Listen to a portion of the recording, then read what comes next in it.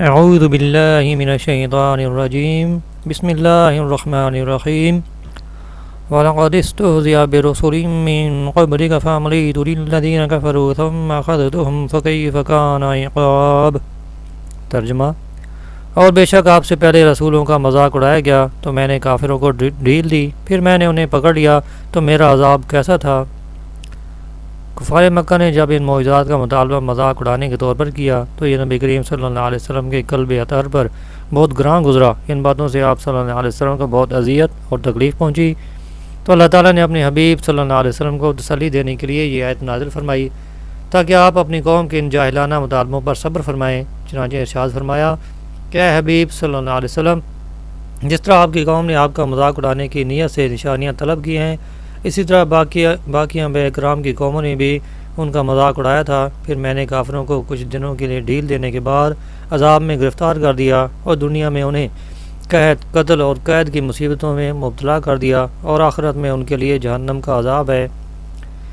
اس آیت میں علماء اور مبلغین کے لیے درس ہے کہ رائے خدا میں تکالیف برداشت کرنا انبیاء کرام کا طریقہ ہے، اس لیے اگر انہیں رائے خدا میں کسی تکلیف اور پریشانی کا سامنا ہو تو انہیں چاہیے کہ انبیاء کرام کے حالات اور ان کی سیرت کو سامنے رکھتے ہوئے صبر و تحمل کا مظاہرہ کریں۔ اللہ تعالیٰ نے چاہا تو ان کی تکالیف جلد دور ہو جائیں گی۔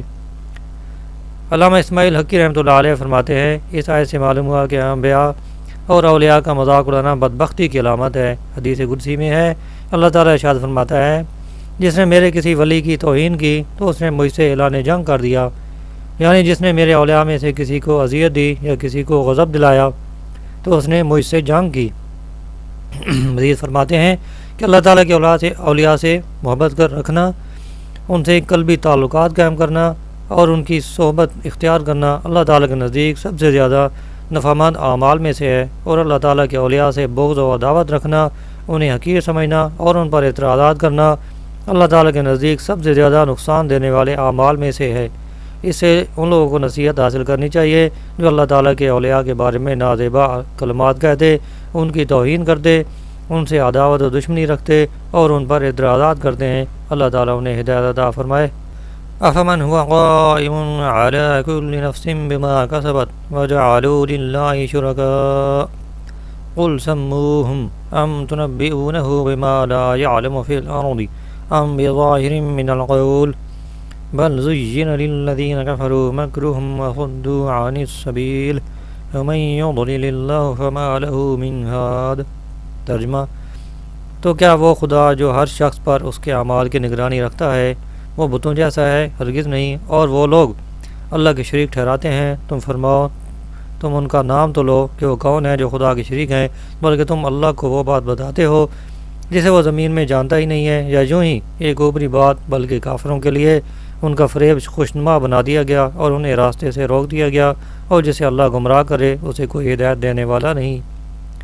اس آیت میں اللہ تعالیٰ نے مکہ کے مشرکین کا رد اور انہیں زجر و توبیخ فرمائی ہے۔ آیت کا خلاصہ یہ ہے کہ اللہ تعالیٰ جو کہ ہر شخص کا محافظ اور اسے رزق دینے والا ہے، اسے جانتا اور اس کے اچھے برے اعمال کو بھی جانتا ہے، نیکیاں کرنے والے کو ثواب دینے والا اور گناہ کرنے والے کو سزا دینے والا ہے۔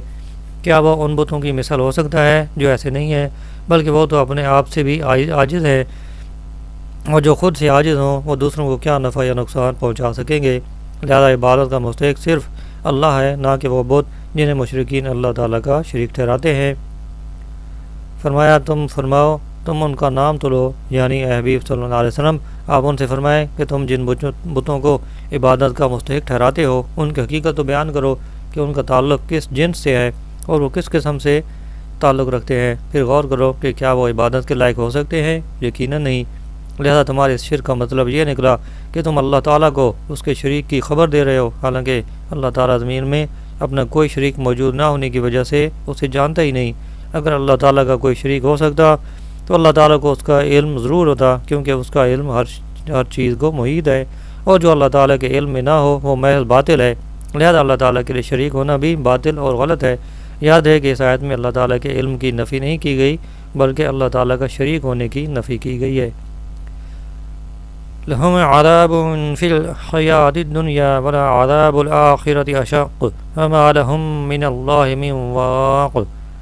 ترجمہ: ان کے لیے دنیا کی زندگی میں عذاب ہے اور آخرت کا عذاب یقیناً زیادہ سخت ہے، اور انہیں اللہ سے بچانے والا کوئی نہیں۔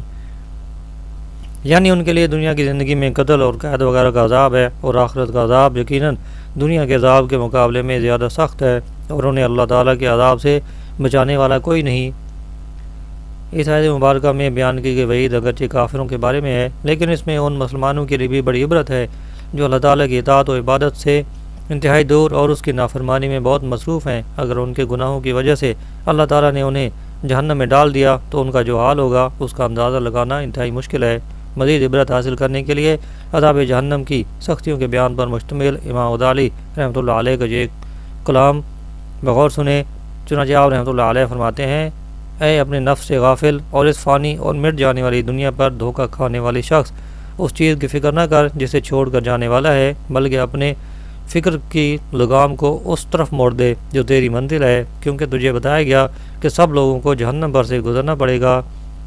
کہا گیا ہے اور تم میں سے ہر ایک دوزخ پر سے گزرنے والا ہے، یہ تمہارے رب کے ذمہ پر حتمی فیصلہ کی ہوئی بات ہے۔ پھر ہم ڈرنے والوں کو بچا لیں گے اور ظالموں کو اس میں گھٹنوں کے بال گرے ہوئے چھوڑ دیں گے۔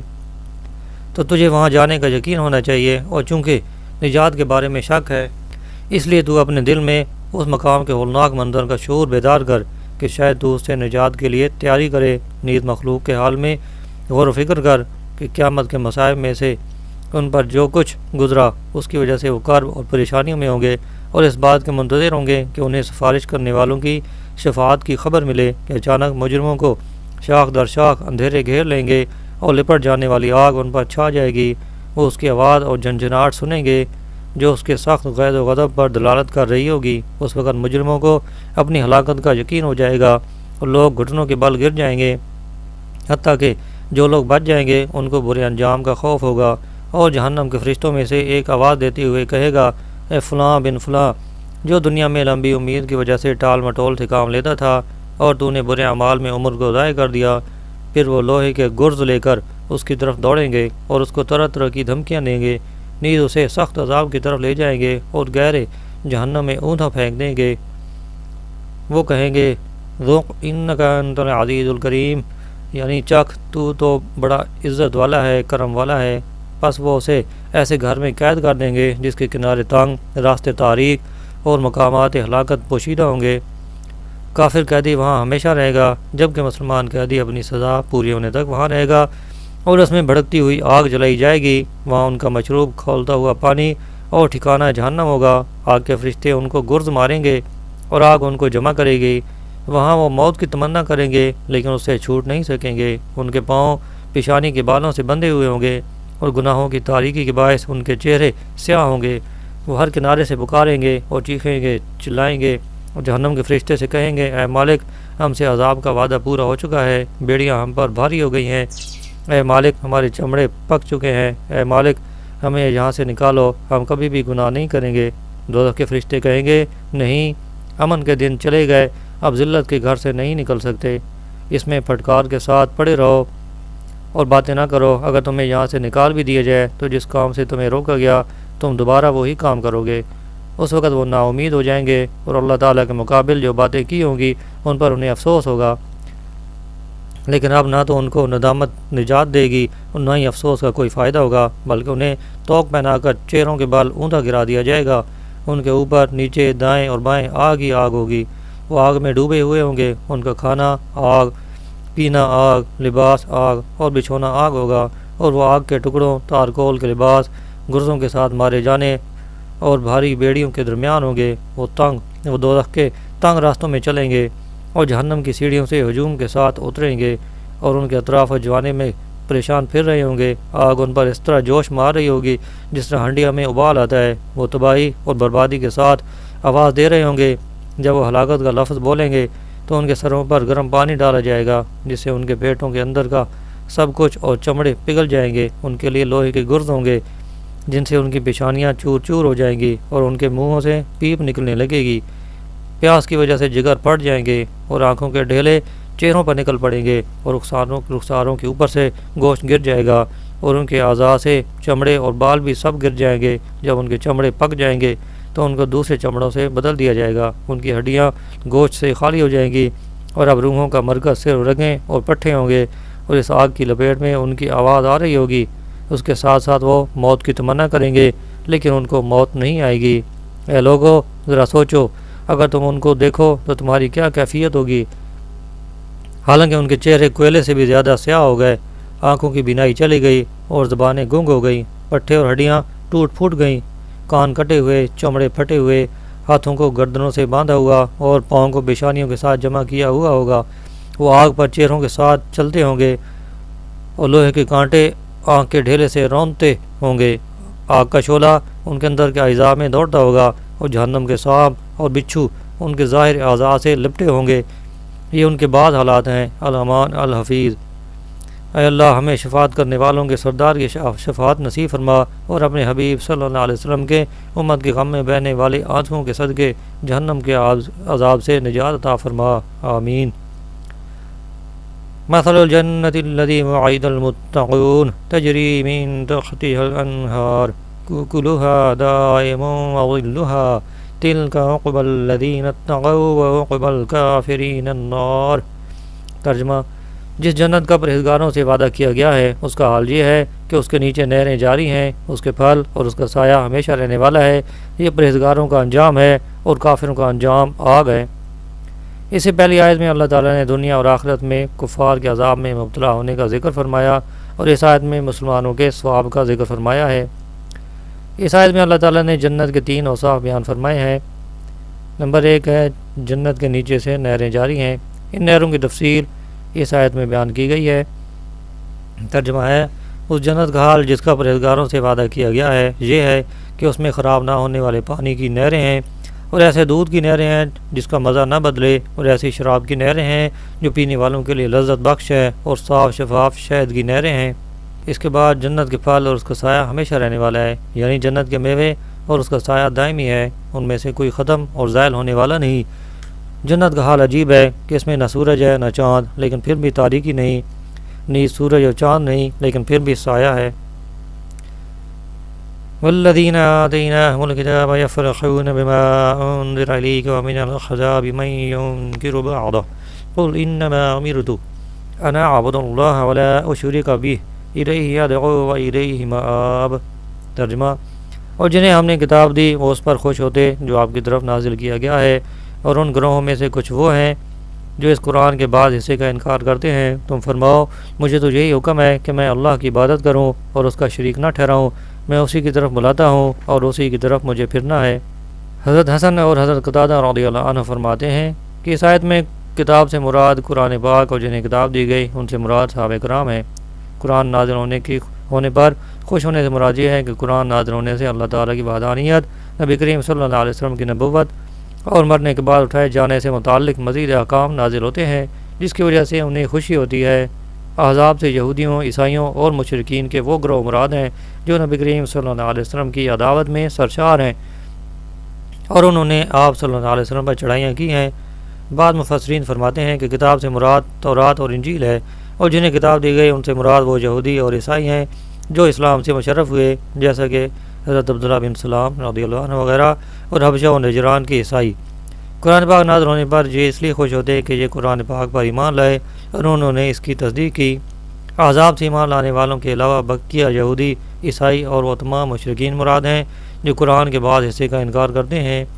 یہودیوں اور عیسائیوں کو قرآن پاک کے بعض حصے کا انکار کرنے والا اس لیے کہا گیا کہ یہ قرآن پاک کے ان واقعات اور بعض احکام کو مانتے تھے جو ابھی تک ان کی کتابوں میں بھی موجود تھے۔ البتہ رسول اللہ صلی اللہ علیہ وسلم کی نبوت سے متعلق جن احکام کو انہوں نے تبدیل کر دیا تھا ان کا انکار کرتے تھے، جبکہ مشرکین کو قرآن پاک کے بعض حصے کا انکار کرنے والا اس لیے کہا گیا کہ یہ اللہ تعالیٰ کو مانتے تھے اور رحمان کا انکار کرتے تھے، جیسے کہ صلح حدیبیہ کے موقع پر انہوں نے کہا تھا کہ ہم رحمان کو نہیں جانتے۔ وَكَذَلِكَ أَنزَلْنَاهُ حُكْمًا عَرَبِيًّا وَلَئِنِ اتَّبَعْتَ أَهْوَاءَهُمْ بَعْدَ مَا جَاءَكَ مِنَ الْعِلْمِ مَا لَكَ مِنَ اللَّهِ مِن وَلِيٍّ وَلَا وَاقٍ۔ ترجمہ: اور اسی طرح ہم نے اس قرآن کو عربی فیصلے کی صورت میں اتارا، اور اے سننے والے اگر تو ان کی خواہشوں پر چلے گا اس کے بعد کہ تیرے پاس علم آ چکا تو اللہ کے آگے نہ تیرا کوئی حمایتی ہوگا اور نہ کوئی بچانے والا۔ یعنی جس طرح پہلے انبیاء کرام کو ان کی زبانوں میں احکام دیے تھے، اسی طرح ہم نے یہ قرآن آپ کی زبان عربی میں نازل فرمایا۔ قرآن کریم کو حکم اس لیے فرمایا کہ اس میں اللہ تعالیٰ کی عبادت، اس کی توحید، اس کے دین کی طرف دعوت، تمام تکالیف و احکام اور حلال و حرام کا بیان ہے۔ بعض علماء نے فرمایا چونکہ اللہ تعالیٰ نے تمام مخلوق پر قرآن شریف کے قبول کرنے اور اس کے مطابق عمل کرنے کا حکم فرمایا، اس لیے اس کا نام حکم رکھا۔ فرمایا اور اے سننے والے، اگر تو ان کی خواہشوں پر چلے گا۔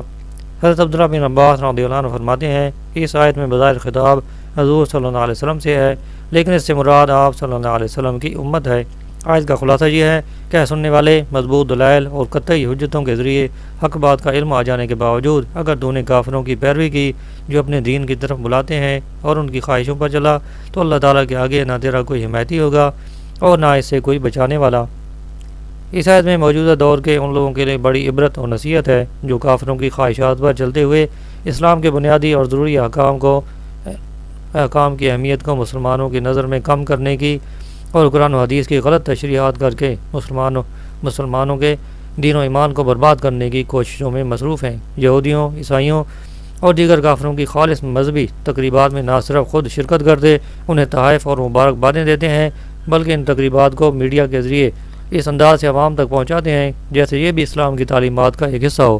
اسی طرح ان لوگوں کے لیے بھی بڑی عبرت ہے جو کافروں کی خواہش کے مطابق مسلمانوں میں فحاشی، عریانی، بے راروی، بے پردگی، عورتوں کی مادر پدر آزادی کو عام کرنے کی تگدو میں لگے ہوئے ہیں۔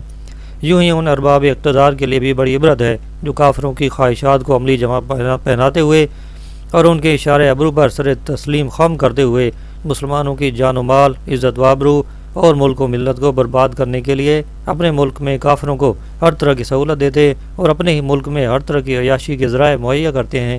انہیں غور کر لینا چاہیے کہ جب یہ اپنے اعمال کے حساب کے لیے اللہ کی بارگاہ میں حاضر ہوں گے تو وہاں اپنے کیے ہوئے جرموں کا حساب کس طرح دیں گے، اور اگر اللہ تعالیٰ نے ان پر اپنا غضب فرمایا اور ان کے لیے عذاب جہنم کا حکم سنا دیا تو اس وقت کون ان کی حمایت کرے گا اور کون انہیں اللہ تعالیٰ کے دردناک عذاب سے بچائے گا، اور اس وقت دنیا کی کون سی سپر پاور ان کے کام آئے گی۔ وَلَقَدْ أَرْسَلْنَا رُسُلًا مِّن قَبْلِكَ وَجَعَلْنَا لَهُمْ أَزْوَاجًا وَذُرِّيَّةً وَمَا كَانَ لِرَسُولٍ أَن يَأْتِيَ بِآيَةٍ إِلَّا بِإِذْنِ اللَّهِ لِكُلِّ أَجَلٍ کتاب۔ ترجمہ: اور بے شک ہم نے تم سے پہلے رسول بھیجے اور ان کے لیے بیویاں اور بچے بنائے، اور کسی رسول کا کام نہیں کہ اللہ کی اجازت کے بغیر کوئی نشانی لے آئے، ہر وعدے کے لیے ایک لکھی ہوئی مدت ہے۔ اس آیت میں کفار کی طرف سے نبی کریم صلی اللہ علیہ وسلم کی نبوت پر کیے گئے اعتراضات کے جواب دیے گئے ہیں۔ پہلا اعتراض: اللہ تعالیٰ مخلوق کی طرف جو بھی رسول بھیجے تو اس کا فرشتوں میں سے ہونا ضروری ہے۔ اس کا جواب یہ دیا گیا کہ رسول کریم صلی اللہ علیہ وسلم سے پہلے جتنے بھی انبیاء اکرام گزرے ہیں سب انسان ہی تھے، نہ کہ فرشتے۔ جب گزشتہ انبیاء کے انسان ہونے کی وجہ سے ان کی نبوت پر کوئی اعتراض نہیں تو رسول کریم صلی اللہ علیہ وسلم کے اعتراض انسان ہونے کی وجہ سے ان کی نبوت پر اعتراض کیوں ہے؟ دوسرا اعتراض: اگر یہ اللہ تعالیٰ کے رسول ہوتے تو کثیر عورتوں سے نکاح نہ کرتے بلکہ عورتوں سے اعراض کر کے زہد کی حالت میں زندگی گزارتے۔ اس کا جواب یہ دیا گیا کہ رسول اللہ صلی اللہ علیہ وسلم سے پہلے جتنے انبیاء کرام گزرے ہیں ان میں سے اکثر کی کثیر بیویاں اور اولاد تھی۔ حضرت سلیمان علیہ السلام کی 300 بیویاں اور 700 باندیاں تھیں۔ حضرت داؤد علیہ السلام کی 100 بیویاں تھیں۔ جب بیویوں کی اتنی کثیر تعداد کے باوجود ان کی نبوت میں کوئی فرق نہیں پڑا تو حضور صلی اللہ علیہ وسلم کی چند ازواج مطہرات کی وجہ سے ان کی نبوت میں کیسے فرق آ سکتا ہے؟ تیسرا اعتراض: اگر یہ اللہ تعالیٰ کے رسول ہیں تو پھر ہم ان سے جو معجزہ بھی طلب کریں تو انہیں دکھانا چاہیے تھا، لہذا جب معاملہ اس کے برخلاف نظر آیا تو ہم نے جان لیا کہ یہ اللہ تعالیٰ کے رسول نہیں۔ اس کا جواب یہ دیا گیا کہ دلیل دینے اور عذر زائل کرنے کے لیے ایک معجزہ دکھا دینا ہی کافی ہے۔ ایک یا ایک سے زیادہ معجزات دکھانا اللہ تعالیٰ کی مشیت پر موقوف ہے، اگر وہ چاہے تو زیادہ معجزات ظاہر فرما دے اور اگر چاہے تو ظاہر نہ فرمائے، لہذا اس پر کسی کو اعتراض کا کوئی حق حاصل نہیں۔ چوتھا اعتراض: حضور صلی اللہ علیہ وسلم نے کفار کو اس بات سے ڈرایا تھا کہ اللہ تعالیٰ کی طرف سے کفار پر عذاب نازل ہوگا اور مسلمانوں کی مدد کی جائے گی، لیکن جب وہ عذاب مؤخر ہوا اور اس کی کوئی نشانی کفار کو نظر نہ آئی تو نبی کریم صلی اللہ علیہ وسلم کی نبوت میں طعن کرتے ہوئے کہنے لگے اگر یہ سچے نبی ہوتے تو ان کا جھوٹ ظاہر نہ ہوتا۔ اس کا جواب یہ دیا گیا کہ کفار پر عذاب نازل ہونا اور اللہ کے مقبول بندوں کے لیے فتح و نصرت کا ظاہر ہونا اللہ تعالیٰ نے معین اوقات کے ساتھ خاص فرما دیا ہے، اور ہر نئے ہونے والے کام کا ایک وقت معین ہے، لہذا مخصوص وقت آنے سے پہلے وہ نیا کام ظاہر نہ ہوگا۔ جب اصل بات یہ ہے تو وعیدوں کے مؤخر ہونے کی وجہ سے رسول اللہ صلی اللہ علیہ وسلم کا کذب کیسے ثابت ہو سکتا ہے؟